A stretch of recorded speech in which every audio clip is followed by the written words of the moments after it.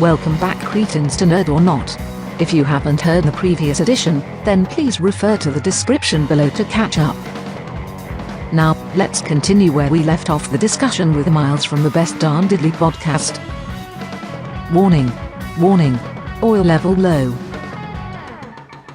Yeah, I remember that shit.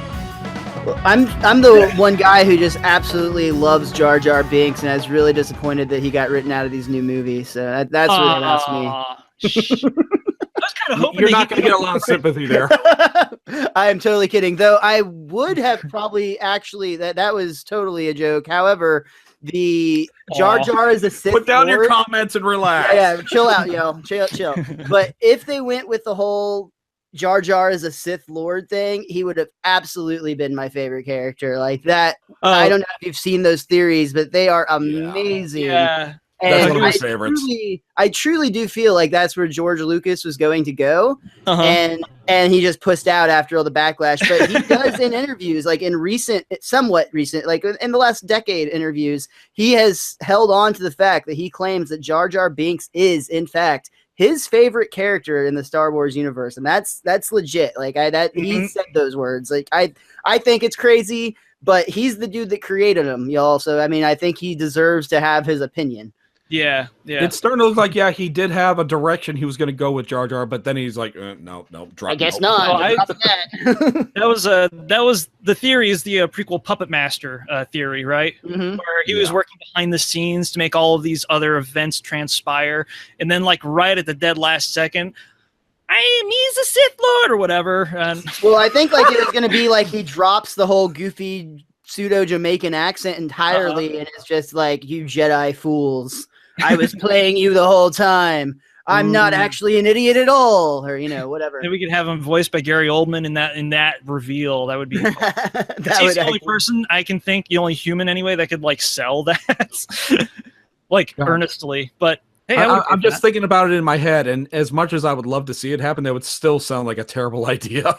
Well, now that Disney owns it, it would go to Johnny Depp, and that would just be terrible. I don't know. For like all the weird shit that Depp's been like bagged on over the last couple of years, he still has like crazy damn amounts of range. Oh, I love Johnny Depp, but like there's certain things that he does that just like, I mean, I'm done with the pirate character. I'm just gonna say that. I don't know if that's controversial or not in 2018 almost at this point. Yeah, it's not. I mean, I love the first three movies. I love like the the fourth two one. movies. They lost me on the third one, to be honest. The thing is that like by the fourth movie, it pretty much became the Jack Sparrow show, not Pirates of the Caribbean anymore. And at that point, you really need to rein that shit in, because the first three movies, the ones that were Gore Verbinski'd, he knew where to put the throttle. It was like, look, if you camp it up too much, people are going to get sick of your shtick immediately. And then in the third movie, it's literally nothing but like Jack Sparrow for the first 15 minutes or so. I heard they didn't even actually record. They just took outtakes from the previous three films and just kind of spliced things together. I'd fucking believe it. Easily. And I was like, oh shit, they're starting to lose the plot here. Yeah, Depp at his best was when he had somebody controlling him. And yeah.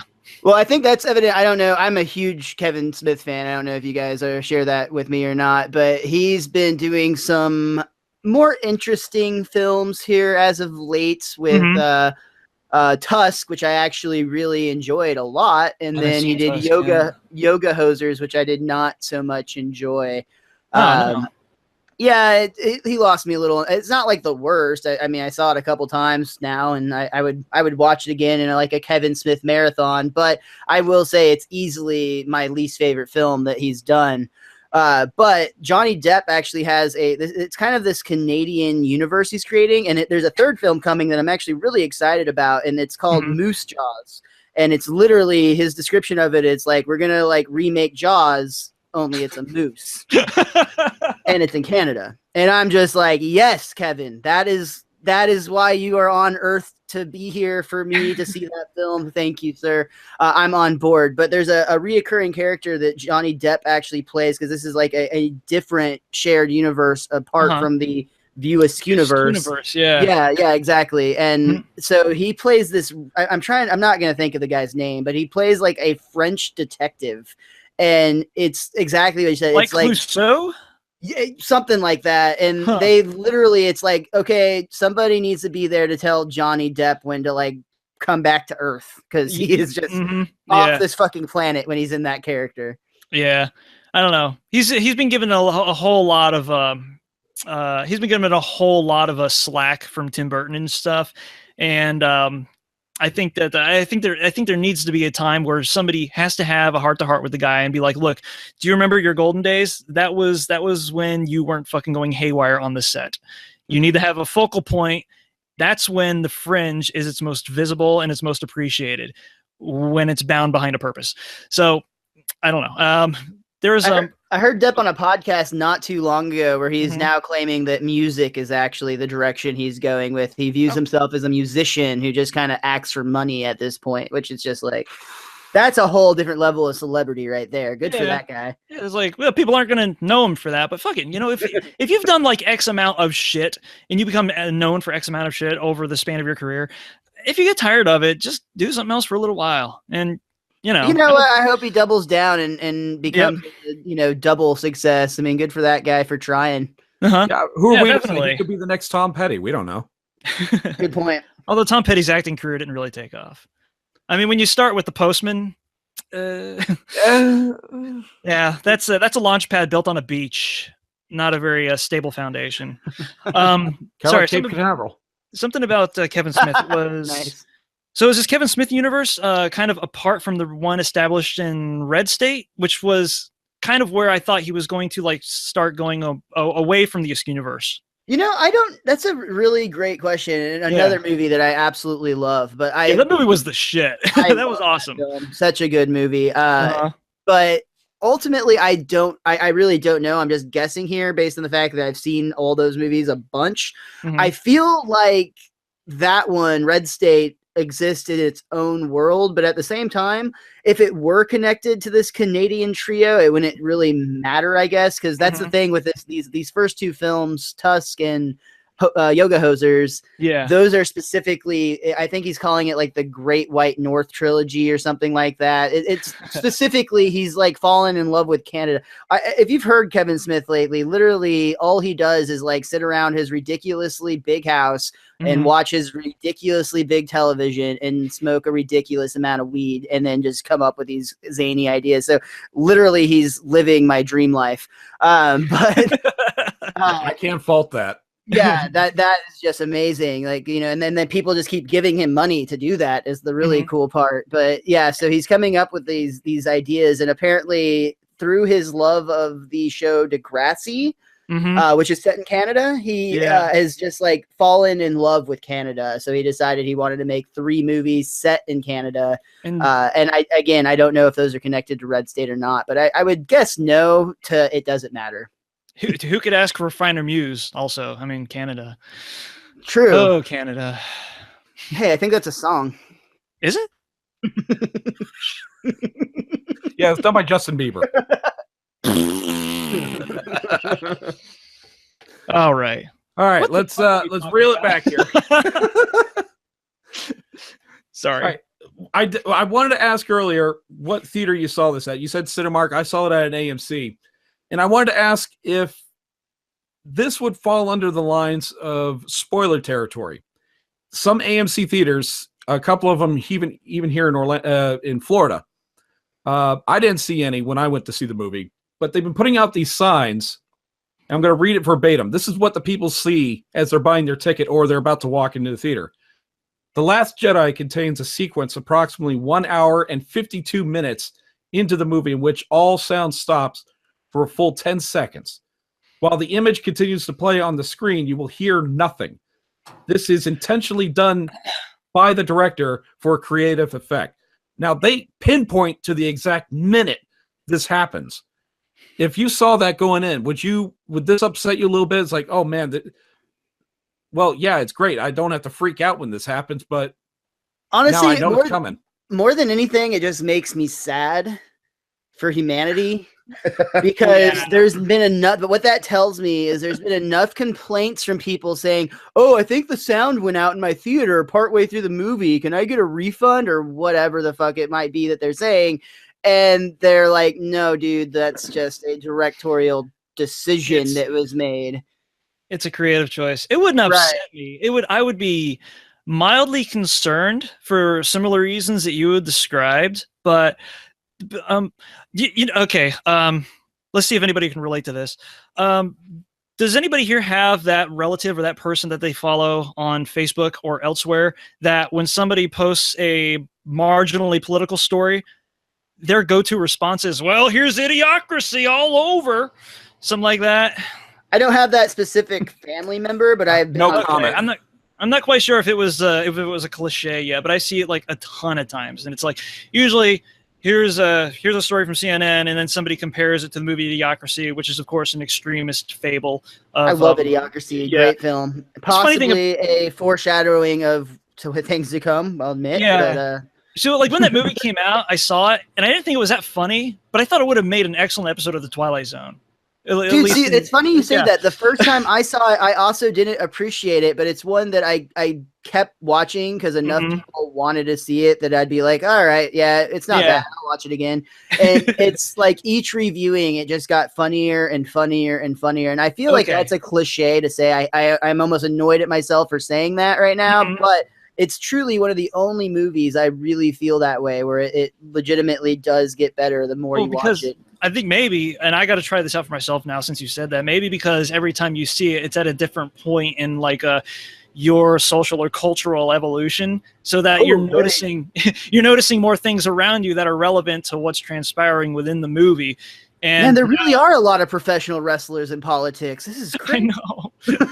I want Terry Crews to get involved at some point, like legit. But I don't know. I'd give a vote to Terry Crews just based on those pecs alone. I could.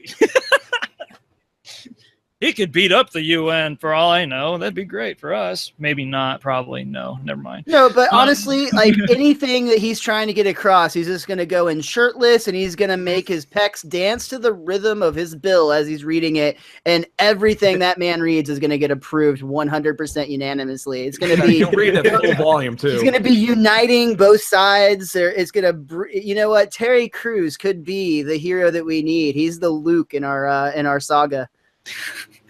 We can dream of a better world where Terry. Or I guess right now. Sorry, I'm dating myself. No, it's like I like the idea of like one Earth brought under screaming ideals and Old Spice. Honestly, I almost switched brands during his commercial run on that just because they were that good. It's one of the only times I'm just like, that's how marketing should be. I should reward this, but I mean, they're making billions with or without me. Let's be real. They can afford Terry Crews. But back to the Idiocracy thing. That's fucking take it off the rails. This is what I do. You understand? I derail people. This is like one of those things that seems like it's an actual callback to shit that has happened in that movie or could have happened in that movie, where not only did somebody not understand what is happening in the film that they were seeing, where everything is like gone silent for like a second. I could be like, wait, did the sound go out? Oh no, this is intentional muting. Okay, I got it. It's Truffaut did this shit. Okay, whatever. But getting torqued up enough afterwards, after being proven that you're wrong, to go out and then complain to some beleaguered manager about the fact that you're an idiot, that's mind blowing.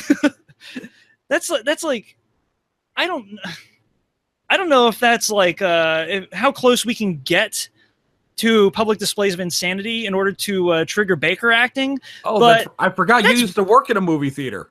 Oh, fuck everything that happens. I mean, their jobs are hard enough, you know? I mean, yeah, dude, I can't even imagine working late nights, getting like, just yelled at by people for the dumbest things from kids that are just, spilling Cokes. Honestly, I feel bad now for all the shit I used to do in theaters when I was younger. Like, dude, I would get the craziest goddamn complaints from people. Like, the cup holders aren't big enough.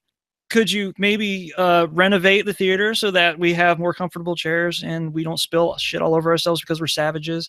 Things like that. We would have people that would like fucking get severely torqued off at us for standing in the doorways while they're watching credits because we're waiting for them to leave. It's just like, from a base level, the stuff that people like complain about, including the word complaint, that's another story for another day, are difficult enough to deal with. And then there's this shit. We're going to complain to the manager of the theater about directorial decisions, shit that's meant to happen in the movie that's being watched. Well, and just like man. they've literally never watched anything where they've chosen silence. Like, do we live in a world now? Did they like? I mean, honestly, were they like afraid that they got disconnected from the Matrix or something? Like, is that what was going on? I don't know. Maybe that's got to be like high school mandatory. That's got to be a mandated curriculum now. Is like, hey, watch shit from the golden age of Hollywood. Just Hollywood, by the way, not even like the fringe stuff from like the mainstream shit that you've all heard of. Yeah, exactly. Like maybe dance through a couple of different decades, go from the 30s to the 50s and then the 70s, which would be a hoot because the stuff's awesome, but very little of it makes a whole lot of like a. You went a lot further back than I was saying. I was talking about classic cinema from like the 1980s, like where all the good shit came out. Oh, the 80s would be that would be required curriculum, because then we can like explain where the genesis of the blockbuster came from and what a good crowd-pleasing movie used to look like. Because if there's one thing I'm getting fucking tired of right now, and you brought this on yourself. I'm sorry, guys. Professor Foster in his 80s rhetorical class.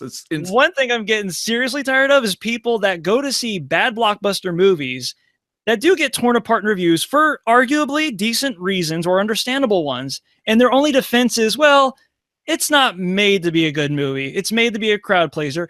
Dude, fuck you. What's the difference between good and crowd pleaser? Like, is it good like, crowd pleaser? This is just dumb fun where it's meant to sell popcorn and we're supposed to sit back and put our brains in neutral and expect this to be mediocre from point A to Z. And it's like, fuck you, man. None of any of Back to the Future was stupid. Incomprehensible, yeah.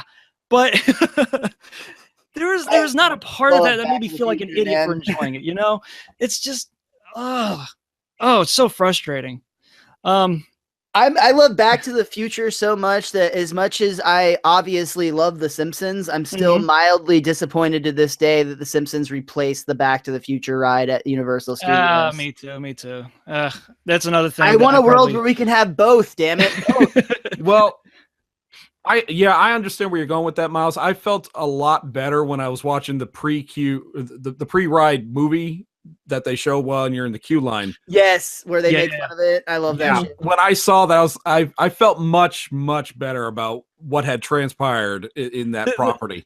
Well, and the other really cool thing to think about that I always kind of fall back on to reassure my mind is Universal Studios isn't going anywhere anytime soon. And eventually the Simpsons area is going to get outdated and that's going to suck. But maybe something's going to happen where they're going to swap out movies, and eventually Back to the Future could make a return, which frankly it was going to need anyway, because that movie or that ride was getting pretty dated technology wise by the time it got replaced anyway. It was very rough. Far superior in terms of a 3D motion ride. Yeah. Although since they still use the same piston carriages, the last time I went on The Simpsons was getting a little it was a little hardcore. Also, I haven't been there in like 3-4 years now, so it's been a while for me. Yeah, there's a couple of noggin knockers going on throughout the course of the ride. But I just love being in the Springfield environment while they're, dude. Now we're totally derailing. I apologize. No, that's Star Wars. Fine. Do we need to switch over to the other park? Hey, we had 3 topics we're talking about, and so far we're like an hour into it already. Yeah, we're leaking into another 2-hour special of the Cretan's Guild podcast. Fuck it, whatever. It's a good time. I love the fact that they made the IFT canon within the Simpsons universe too, through the queue in front of the ride. Like, that's a class move, guys. Thank you very much for that. Very well done. Yeah, that was something they did right by the fans. Anyway. So fucking Star Wars. We hope you are enjoying our discussion with Miles from the Best Damn Diddly podcast. I would like to personally thank you for watching. Your likes and comments mean so much to us as we are on a mission to reach 10,000 views. We will take a break here for the moment and will continue our fantastic talk next time. Please subscribe so you may also enjoy the other quality projects we work so hard on this channel. If you would like to listen to the complete interview, you will find a link to our Podbean site in the description below. Thank you very much again, and to all of our fans, new and old, we say, welcome to the guild.